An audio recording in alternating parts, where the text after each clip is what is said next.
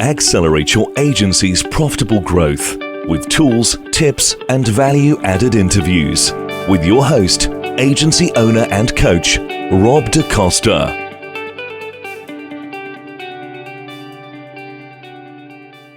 Hello, everybody, and welcome to this week's Agency Accelerator Podcast. I'm really excited to talk about this topic today because it's one that we haven't spoken about before, and that is white labeling your services as an agency, or indeed buying in services from another agency as white labeling. And I'm joined by an expert on this topic, John Horn. And John is the managing partner of StubGroup. And StubGroup are a premier Google partner ranked in the top 1% of all Google partners worldwide. And John has also taught marketing to over 85,000 students online, which is pretty impressive. And John's been with the StubGroup for close to a decade, working with companies across the globe, managing marketing for them, mainly focusing on pay-per-click. So as I said, John, that's a pretty impressive track record. So do you want to just start off by telling us a bit about your journey in the agency world?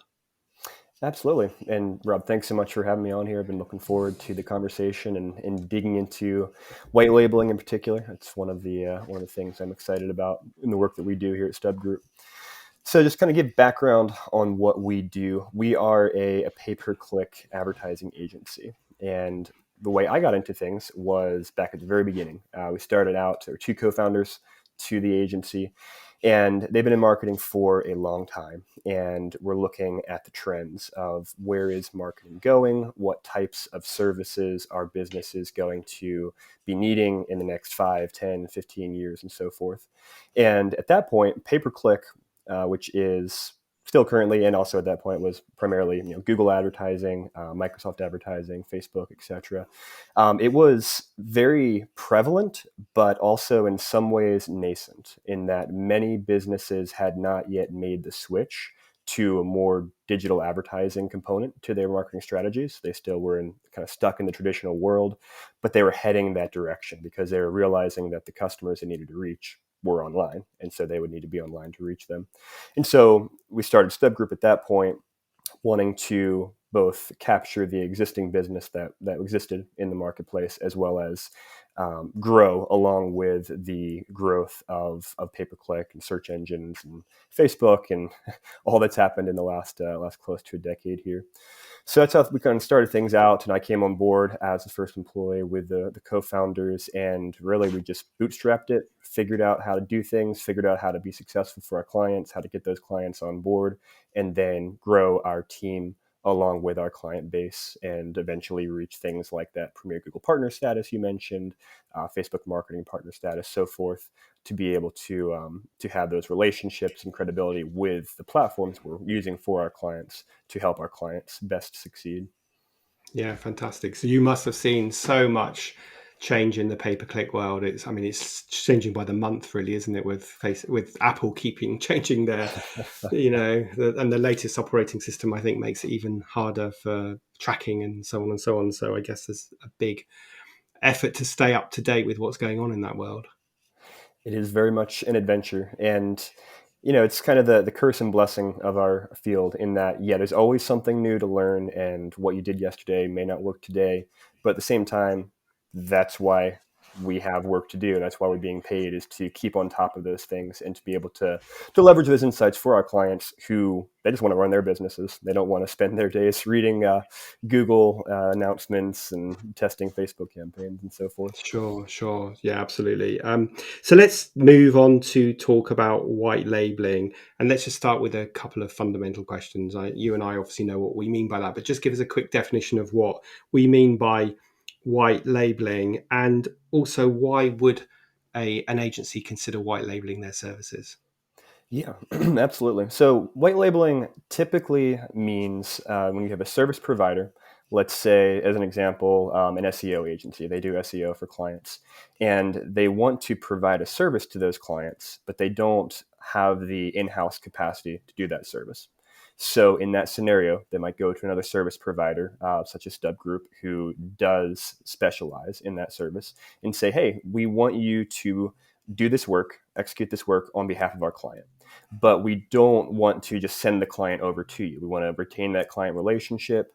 We want to maintain a cohesive point of contact for our client. And also we want to profit from providing this service to our client. And so the agency, in this example, say the SEO agency, they will sell PPC as a service to their client. And they'll take that money, and then they will come and hire StubGroup to provide that service. And obviously there'll be margin there that they'll profit from for the work that they're putting into coordinating things, for finding that solution, and just providing that solution to the end client. Yeah, and I always tell my clients there's two key times to outsource services, whether that be freelancer or white labeling, and one of those times is when you have capacity issues. And one of those times is when you have a service you need to provide that you don't have the skills in-house to provide, or you don't want to have the skills. So in your example, there may be an SEO agency that really wants to focus on SEO, but they've got a few clients that are asking them to do some PPC work. And so they think, okay, we'll bring in a partner to do it. So, I was just going to say, one thing that we see there often in terms of that thought process on the agency side is, do I really want to go through all that work of hiring a new employee, of vetting them, of trying to figure out if they know what they're talking about when I don't know what they're talking about as, say, an SEO expert? How do I vet somebody on the PPC side really, and then invest that risk into bringing an employee on or multiple employees and hoping I'm going to get the business that will be able to meet payroll every month, as opposed to, hey, project based, go find a partner. Client comes in, pays you, cool, we've got money to pay them, and you're just passing that risk on.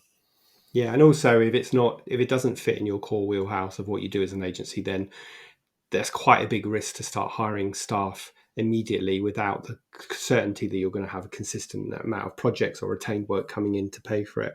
So talking about paying, let's just talk a little bit about, there's lots of sort of minefields and tips and tricks and things that we need to explore with the whole white labeling thing.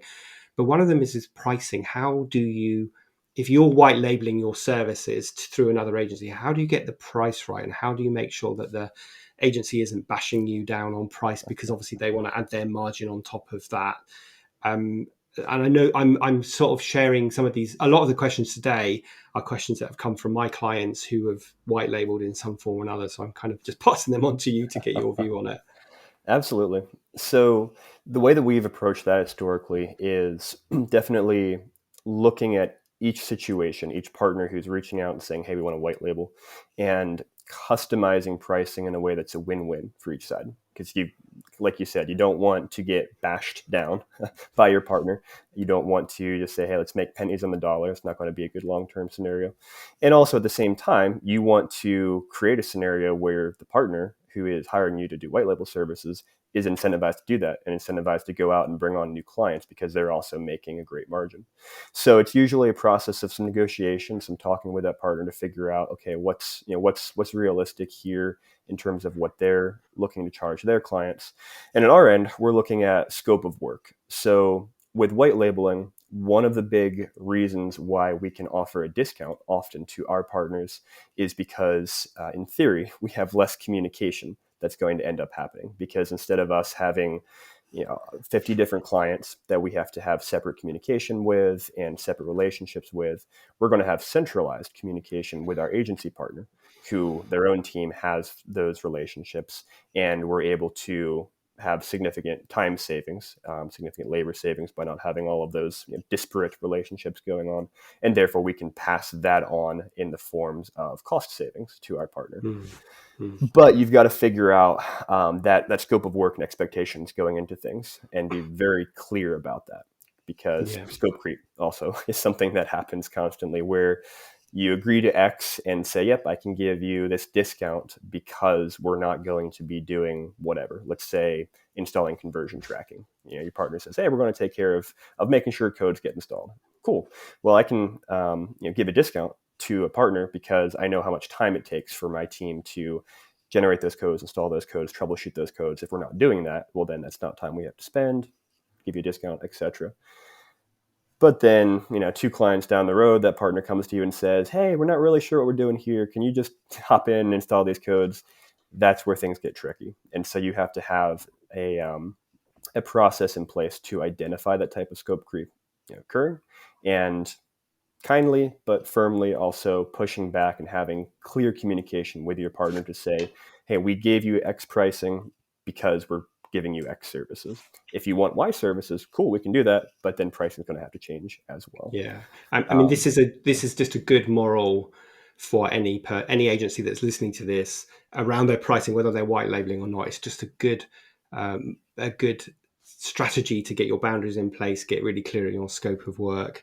I've written before, John, about you actually used the exact words, the can you just request from a client or from an agency or a white label, that they are implying that this is a really trivial thing for you to do, but often it isn't. And there's that dreaded, can you just do this? Can you just do that? So, get your scope of work. Now, when it comes to, you've defined your scope of work and you've agreed that, I don't need to get too much into the mechanics of how you do it, but what's your views on how you price that? Do you price that against that scope of work? Do you take a time and materials kind of approach, an hourly rate, daily rate, or even a value-based pricing rate? What was your advice around that?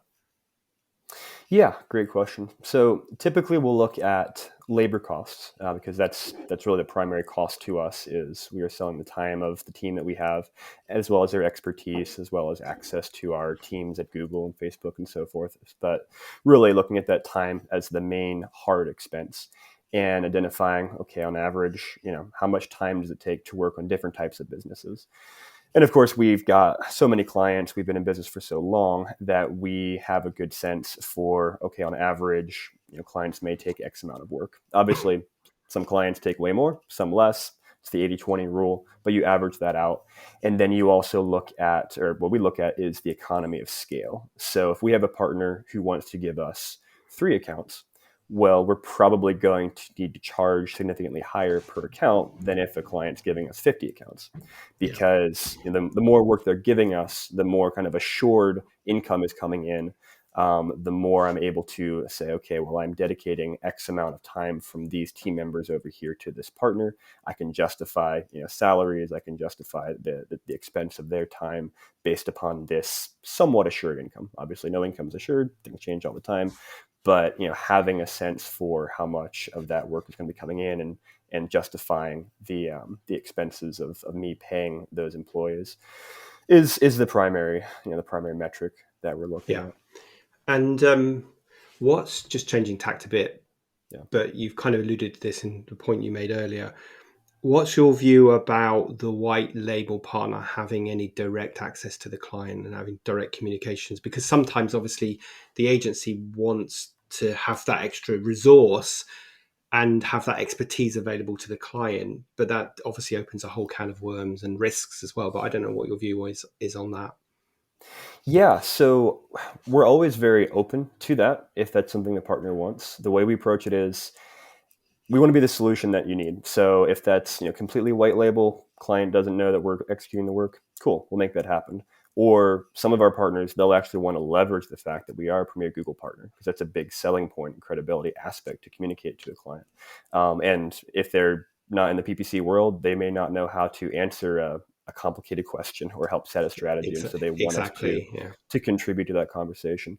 So we're totally open to that. You just, if that's the scenario that you find yourself in as an agency, again, you got to factor that into what you're charging the client, because that relationship is going to directly translate into more time on your end, more conversations with the client, more repetitive work where you're saying something from the client and you're saying something from the agency partner, more access to your team where they have to be available to get on a call with the client within a reasonable time frame, et cetera.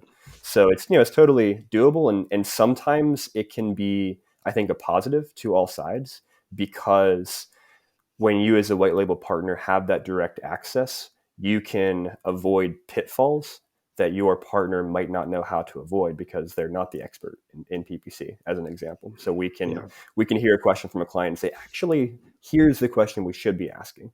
And point them in the best direction for them. As long as you're getting paid for that and the time and effort that goes into that, then it can work well. So in that scenario, would you be working under the brand of the client rather than your own brand? Really, it's all up to the client and what they want. So we have processes in place so that if they want a strict white label, we can operate in the accounts, we can have access to the accounts, we can send reporting that doesn't have any kind of StubGroup logos or information on it. The client can our client, the agency partner, can do with it what they want. Or if we're a known entity and our partner is simply operating as that point of contact because the end client doesn't want to have 10 different vendors they talk to every week. They just want to talk to one person, have that person go do the rest of the work. Then we can do that as well. And if I'm an agency, again, this comes through sort of experience of my clients, but if I'm an agency and I'm looking for a white label partner, what advice would you give me about separating the good ones from the bad ones? Because I've had a few clients that have actually outsourced PPC to offshore white label agencies, Mm-hmm. and they have promised a lot at the beginning and then failed to deliver. So what would you say that the things are to look out for? Offshore is kind of the key word there that you mentioned. So most, certainly not all, but most white label partners, especially if they focus on that, they are paying very cheap labor. Let's say team members in India, the Philippines, somewhere there, and the work product that you're getting out of them is, I mean, some respects you're getting what you pay for. If you're going to pay somebody $5 a month to do something, well, that's the kind of work you're going to expect to get. But when you are researching that white label partner, understand, okay, where is their team based? Who's going to be working on the accounts? It doesn't mean that there aren't good resources outside of the U.S. Of course, we have some team members, let's say in the U.K. or Spain or different places where, hey, they're awesome, and we found them because we live in this remote world where you can find great talent anywhere and it can work fantastically. But if you are researching that partner and realizing, okay, all their team members are not based in the U.S. and it looks like they're primarily just leveraging new, well, I wouldn't say talent, but freelancers you might find on Fiverr, Upwork, who charge $15 an hour or something like that overseas. That's probably not going to be a good fit for you. So that's one thing. Another thing too is really ask them about their processes. What processes do they have in place for white labeling?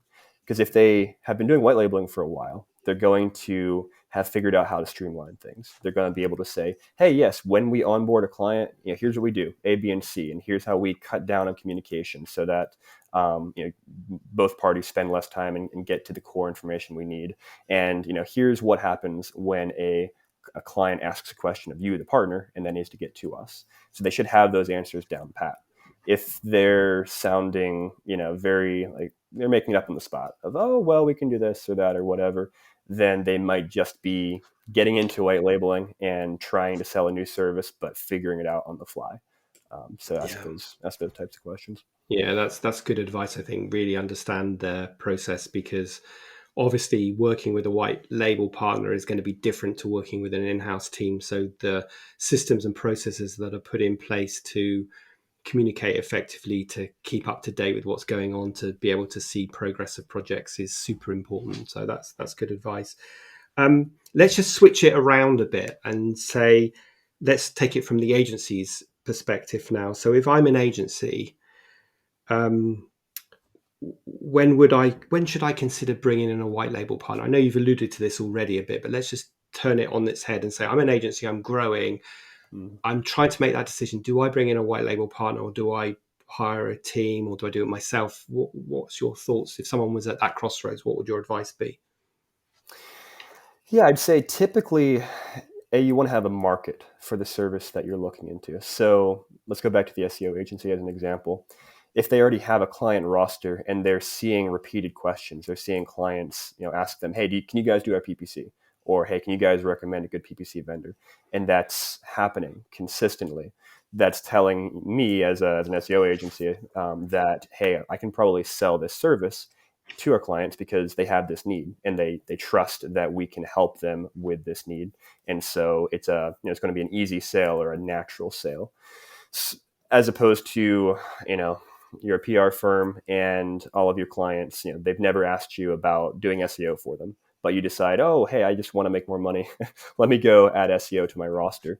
You can do that. And, maybe you can do a great job at it, but it's going to be a harder sell because you're you're trying to create interest in your clients for something new, and they haven't yet expressed that interest to you. So I'd say that's part of it. And then, deciding, okay, in-house versus outsourced. Really, it comes down to your goals as an agency. Do you want to be a full service agency where you have team members who can do web design, who can do SEO, who can do VPC, who can do PR, whatever the case is, and you do all that in-house? And are you willing to deal with the HR headaches that comes with that, and investing the time and resources into finding the candidates in those disparate fields and vetting them, and figuring out how to gauge their expertise in areas where you might not have much expertise, versus do you want to give up maybe some margin by going outsourced, but also moving that risk away from your in-house team, where you are responsible for payroll every month, regardless of whether your clients are hiring you or paying you, whether how many clients you bring on board, etc. So really, it's risk is a big part of it, and then what your goals are as an agency, and which direction you want to grow into. Yeah, I think that's good advice. I think the niche specialist agency is almost always going to win out against the generalist, especially the smaller to mid-sized agencies. And so sometimes it can be very tempting to feel like the other man's grass is greener because it's hard where I am. So I'll go in and try. I know I'll sell all these other services to my clients, and that very rarely is the solution. So I think hanging on to what you're good at and your specialism is where you want to really be building. And like you say, have a clear plan, have a clear vision, so that that the decisions I'm making are taking me on steps towards delivering that vision, as opposed to just seeing a shiny new object and getting distracted by it. So let's just talk a little bit about when things go wrong. So sorry to be negative, but I think, again, I've sort of had client experiences where things haven't worked out as they hoped. So I feel like good due diligence, we should touch upon that topic. What's the typical causes of why relationships might go a bit sour in the sort of white label agency relationship? I don't know. I've never had that happen. No, I'm kidding. Yes, relationships will go sour. There will always be fires and things you have to deal with. Common things would be, well, the reality is, if you have a lot of clients with an agency partner, again, that 80-20 rule, there's going to be problems with some of those clients. And that can flavor the entire relationship, because if client A over here, if that particular account went sour, maybe a mistake was made by a team member or whatever the case may be, then that can flavor the other 9 accounts that are doing well, because it's the same point of context, the same relationships. So the ideal relationship that we're always striving for and looking for in partners reaching out to us is just where there's going to be transparency and communication.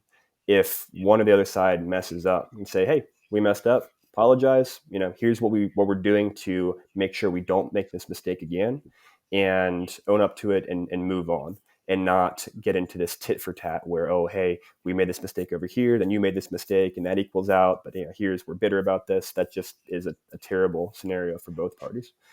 So being transparent in communication, recognizing that, hey, our partner who's hired us, they're counting on us, and we've got to do well by them. And sometimes that means, I've been on the phone Thanksgiving Day, I've been on the phone, different times saying, okay, hey, there's a problem, here's a fire, we're going to figure it out, we're going to get it solved for you. And showing that level of commitment and care to your partner goes a long way, and then having confidence that, you're the right partner for them. So I think that's important. And then also not letting your partner step on you.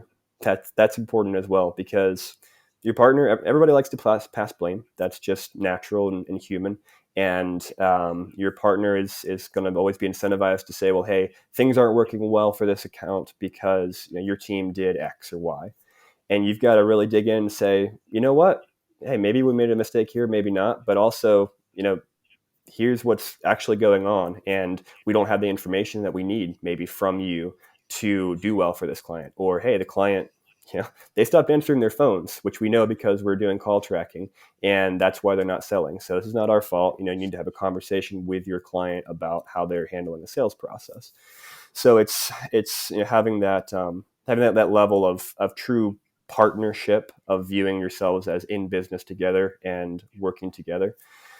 And sometimes if you have a toxic partner, you've got to cut them. We've had scenarios where we came to believe that a partner is not being straight with us, not doing right by us, and kind of trying to manipulate us to accomplish their ends and kind of blame us for things that weren't really our problem, try to get stuff out of us. We had to go to them and say, hey, you know what? This isn't working out. We need to have transparency and trust with our partners, and, best wishes to you, but we're no longer the right partner for you.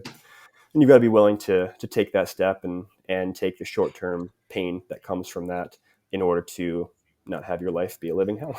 Yeah, no, exactly. And I think the key message there is the partner relationship, as opposed to the kind of customer supplier where the customer's beating up the supplier. And, if you're a white label partner, then you're sort of two steps further down, removed from the customer. So there's a danger that can happen even more.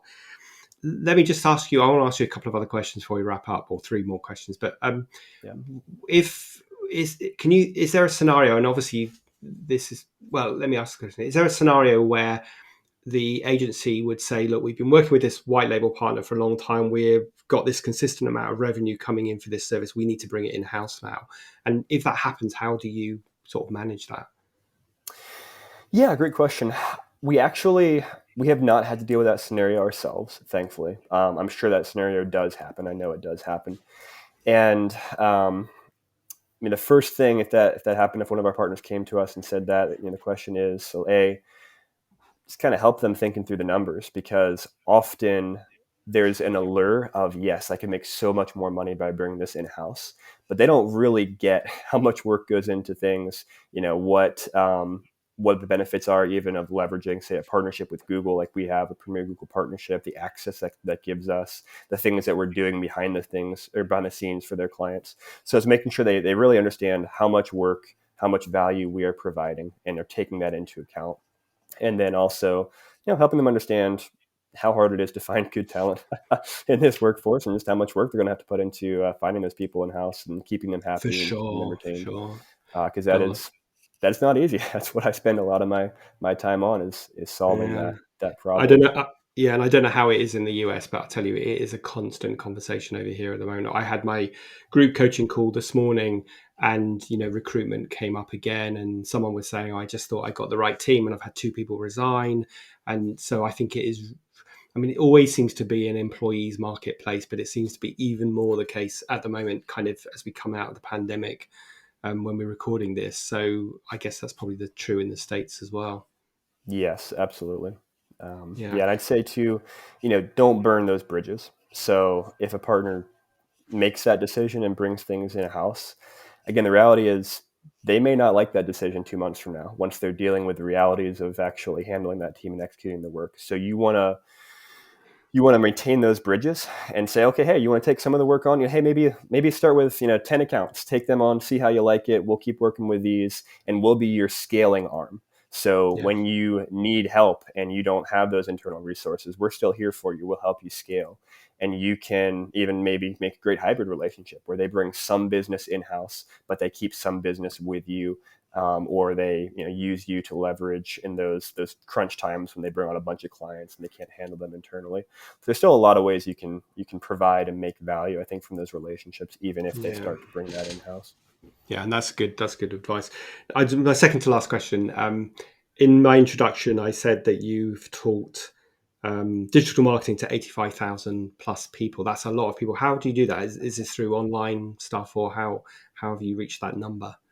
Yeah, exactly. Through some online training. So I put together a course really focused on Google Ads, and it's really oriented towards small businesses who are getting into Google Ads and trying to figure out what to do, and trying to help them avoid some of those pitfalls that new businesses, they read Google stuff, they think, oh, this is going to be amazing. Let's do what Google says and put a budget in here, and they wake up the next day and realize, I spent a lot of money and didn't get anything for it. So it's trying to help them avoid some of those pitfalls and I can get started well. I can only concur that if you think you can do some of these things yourself that not in your kind of wheelhouse, then you are on a quick road to spending a lot of time and throwing a lot of money down the drain. I've certainly been there myself with Google, but mostly with Facebook ads. So, John, I'm conscious of our time and keeping the podcast to about 30 minutes. So I just wanted to ask you the question that I ask all of my guests, which is, if you could go back in time and give your younger self just starting out in business a piece of advice, what would it be? That's a great question. I would say be a little more confident. And what I mean by that is when you're just starting out in business, as I'm sure you know, it's so easy to have kind of that imposter syndrome. I have no idea what I'm doing. All of my competitors, they have it all figured out and they're doing a fantastic job. And how do I get into this space? And just realizing everybody's figuring it out every day. The market's always changing. People look like they've got it together, but we're all figuring it out. And if you invest that time, that energy, that intelligence into what you're doing, and if you're truly meeting a market need and caring for the businesses you're working with, the clients you're serving, then go forth and do it, and things are going to work out. Yeah, good advice. I think you're right that we have that imposter syndrome and we have to live with it our whole lives, right? Every day we've got this voice going, you're not worthy, you're going to be found out. But it's good good advice. Whether your younger self would listen to that or not, I don't know. But whether my younger self would listen to that, I don't know. But a really good bit of advice. We're coming up to episode 100 of the podcast, and my plan, and I'm saying this publicly now, so I'm going to have to do it. My plan is to take all of the bits of advice that my guests have given me over 50 episodes and put them into one episode to celebrate our 100th. So that's a bit of a project. And really interestingly, one of the reasons I want to do that is because I don't think two people have ever said the same thing about the advice they give themselves. So I don't think anyone said what you just said, which is really great. So I think there must be a lot of wisdom in that. But John, really appreciate your time. I've really enjoyed the chat. If people want to reach out to you and contact you, what would be the best way for them to do that? Yeah, LinkedIn, search my name on there. I'm always looking for DMs on there. If you want to reach out to our company and learn more about our white labeling or services, StubGroup.com, reach out through there, read our case studies, video reviews, all that good stuff. And I'd love to chat. Great. So I will include your LinkedIn profile and also your the StubGroup's website as well in the show notes. But again, thanks so much for joining us today. I know listeners are going to find this topic useful because they'll be somewhere on their journey of being white label or working with a white label partner. So there's some good nuggets of advice in there. So thanks so much for joining us today. Thank you, Rob.